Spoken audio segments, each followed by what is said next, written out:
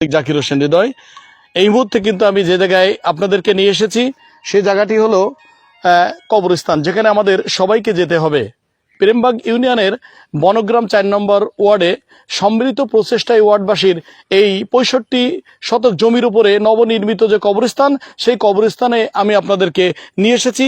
সার্বিক পরিস্থিতি এবং বর্তমান পরিস্থিতি, তাদের কি অবস্থা এবং এই কবরস্থানের বৈশিষ্ট্য কি এবং সেই ক্ষেত্রে কাদের প্রচেষ্টায় এই কবরস্থানটি হয়েছে আমি একটু জানতে চাইব। তো প্রথমে এই অঞ্চলের যিনি একজন মুরব্বী রয়েছেন, আমি তার কাছে জানতে চাচ্ছি এই কবরস্থানটি সম্মিলিত কবরস্থান, এই কবরস্থানে আসলে এই আপনার বনগ্রাম ৪ নম্বর ওয়ার্ডে অবস্থিত হওয়ার কারণে কেমন লাগছে আপনাদের? খুব ভালো লাগতেছে। এবং আচ্ছা, আমাদের এলাকায় প্রায় বনগাঁ এবং প্রেমবাগ মিলে সম্মিলিতভাবে এই কবরস্থানটা করা হয়েছে। আমাদের আশেপাশে আমাদের কাদের চাচা আছে, এপাশে আফসার ভাই আছে, আমাদের চেয়ারম্যান আছে, মেম্বার আছে, আবার বহুত লোক আছে, এপাশে মিজানুর ভাই আছে, আচ্ছা, আচ্ছা, বহুত লোক আছে এখানে। আচ্ছা। যেমনটি বললেন যে এখানে সম্মিলিত প্রচেষ্টায়, তবে আমি আরেকটু জানতে চাচ্ছিলাম যে আসলে এই কবরস্থানে যে সকলের উন্মুক্ত সুযোগ থাকবে কিনা বা শুধুমাত্র এলাকাবাসীর কবরস্থান এখানে দাফন করা যাবে কিনা, সেই বিষয়টা যদি একটু বলতেন। আসসালামু আলাইকুম, আমি সাইফুল ইসলাম বলতেছি। তো এখানে এলাকাবাসী প্লাস আমাদের union Basundhia union plus Prembag union, যে কোনো ইউনিয়ন থেকে এখানে এসে এখানে কবরস্থ করতে পারবে। আর এখানে সর্বপ্রথম আমার আব্বা, এখানে মুজিবুর রহমান, এই প্রথম কবর আর কি এখানে শুরু হয় আমার আব্বাকে দিয়েই। তো এখানে আমার আব্বা প্রথম এখানে, তার পরবর্তীতে এখানে কবরস্থানটা সম্মিলিতভাবে সবাই প্রচেষ্টায় একটু প্রশস্ত করা। এখন এখানে প্রায় ৫৪ শতক জমি এখানে মোটামুটি দিয়ে, এখানে এরিয়া দিয়ে একটা পাঁচলি দিয়ে এখানে করা হয়েছে। যে এখানে মানে কোনো অর্থ ছাড়া, কোনো টাকা পয়সা ছাড়া যে কেউ এখানে এসে তার কবরস্থান বা এখানে বাঁশের প্রয়োজন হয়, আমরা বাঁশের ব্যবস্থা এখানে করে রাখছি। দাফনের যদি কাপড়ের কোনো সমস্যা হয় সেটাও আমরা এখানে সম্মিলিত প্রচেষ্টায় আমরা এখানে মানে এখানে করবো আর কি। ধন্যবাদ, ধন্যবাদ। যেমনটি বললেন যে আসলে কি কি সুবিধা পাবে একজন মানুষ অসহায়, মানে একেবারে দুস্থ, তারা যদি এরকম ভাবে যদি মনে করেন যে তাদের অঞ্চলে মাটি দিয়ে দাফন কাফন করার কোথাও সুযোগ নেই, বনগ্রাম এই কবরস্থানের পক্ষ থেকে কি সুবিধা বা কাদের সাথে যোগাযোগ করবে? আসসালামু আলাইকুম, আমি মোহাম্মদ মিলন হোসেন। এই গোরস্থানে, সম্মিলিত গোরস্থানে বনগ্রামে এখানে সুবিধা আছে।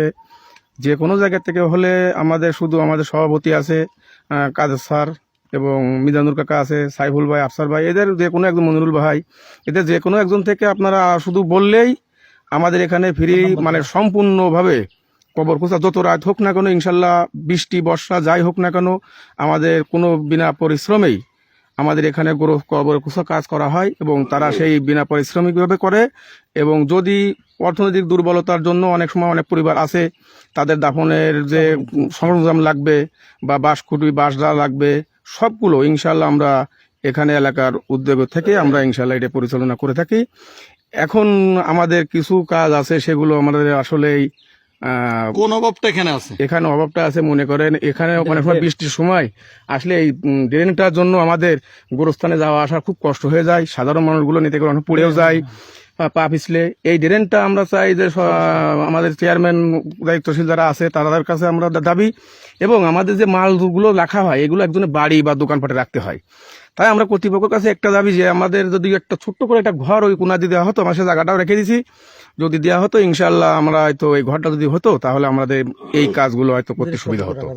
ধন্যবাদ। যেমনটি বললেন যে এই ইউনিয়নের একমাত্রই যে বিশেষ করে গ্রামবাসীর সম্মিলিত প্রচেষ্টায় যে ৬৫ শতক জমির উপরে কবরস্থান নির্মিত হয়েছে, সেটা হচ্ছে বনগ্রাম ৪ নম্বর ওয়ার্ডের। সেই ওয়ার্ডের কিন্তু যিনি ইউপি সদস্য রয়েছেন, আমি তার কাছে জানতে চাইবো, রাজীব হাসান, তার কাছে জানতে চাইবো যে আসলে কাদের উদ্যোগে, কোন পরিকল্পনায় এই ৬৫ শতক জমির উপরে এই কবরস্থান নির্মিত হলো এবং কবরস্থানের এখনো পর্যন্ত ঘাটতি কি আছে এবং কিসের মাধ্যমে এটা সুন্দর সামনের দিকে এগিয়ে নিয়ে যাওয়া যাবে, যদি আমাদেরকে একটু বলতেন।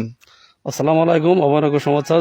মোহাম্মদ জাকির হোসেন হৃদয় ভাইকে ধন্যবাদ যে সে আজকে এত সুন্দর একটা উদ্যোগ নেওয়ার জন্য, আজকে আমাদের এখানে এই কবরস্থানে আসার জন্য তাকে আমি আন্তরিকভাবে ধন্যবাদ জানাচ্ছি। আমাদের এই কবরস্থানে আমাদের এই এলাকাবাসী, অনেক মুরব্বীরা, ইয়াং জেনারেশন সবাই মিলে, প্রতিবেশী যারা ইউনিয়নের আছে তারা সবাই মিলে এখানে একটা সুন্দর কবরস্থান স্থাপন করা হয়েছে। এখানে কবর দাফন কাফনের জন্যে যারা মানে অসহায় গরিব, তারা শুধুমাত্র এখানে কমিটিদের মাধ্যমে যদি একটু জানাতে পারে যে আমরা জায়গা নেই, আমাদের এই সমস্যা, আমরা আপনাদের এখানে একটু দাফন করতে চাচ্ছি, তাহলে যাবতীয় দায়ভার আমাদের এখানকার কমিটিতে বহন করে এবং এখানে সুন্দরভাবে দাফন কাফনের ব্যবস্থা হয়। লাস্টে দোয়ার অনুষ্ঠান করেই সমাপ্ত করা হয় দাফনের কাজ। এবং আমাদের আরেকটু কাজ আছে, আমাদের এখানে আরেকটু পাশে জায়গা আছে, জায়গাটা কেনার জন্য সবাই একটু আগ্রহী।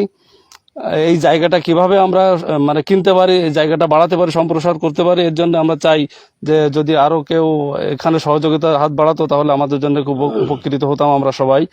এই বলে আমি আমার কথা শেষ করছি। ধন্যবাদ। যেমনটি বললেন, সকলের সহযোগিতায় সামনের দিকে এগিয়ে যাওয়ার প্রত্যয় ব্যক্ত করলেন। তো এ পর্যায়ে আমি কথা বলার চেষ্টা করছি প্রেমবাগ ইউনিয়নের ভারপ্রাপ্ত চেয়ারম্যান জসিমউদ্দিন খোকন। তিনি কিন্তু এই অঞ্চলে বর্তমানে ইউনিয়ন পরিষদের দায়িত্বে রয়েছেন। তিনি সামাজিক ব্যক্তি এবং এই তার যে ওয়ার্ড সংলগ্ন তার ইউনিয়নের ভিতরেই বনগ্রাম ৪ নম্বর ওয়ার্ডে যে নবনির্মিত এই কবরস্থানটি রয়েছে এবং সেই কবরস্থানের সামনের দিকে এগিয়ে নেওয়ার পরিকল্পনাটা কি যদি আমাদেরকে একটু বলতেন। আউযুবিল্লাহি মিনাশ শাইতানির রাজিম, বিসমিল্লাহির রহমানির রহিম। সকল প্রশংসার মালিক মহান রব্বুল আলামিনের আমরা সবাই বলি আলহামদুলিল্লাহ।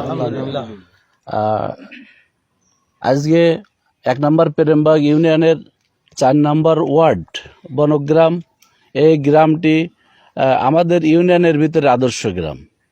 আসলে এখানে অনেক ডাক্তার, ইঞ্জিনিয়ার, বাইরের দেশে থাকা মানুষ টোটাল মিলে আমাদের প্রেমবাগ ইউনিয়নের এই বনগ্রাম আদর্শ গ্রাম। তো আসলে আদর্শ মানুষ না হলে ভালো কিছু আসলে পাওয়াটাই অসম্ভব।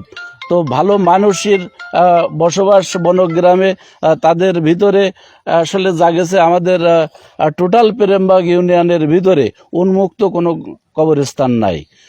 তো আমাদের এই ৪ নম্বর ওয়ার্ডে যেখানে আজকের আমি দাঁড়িয়ে আছি, এখানে 65 শতক, আনুমানিক 65 শতক জমি এনারা দান করা প্লাস কেনা দিয়েই এই গোরস্থানটা আসলে তৈরি হয়েছে।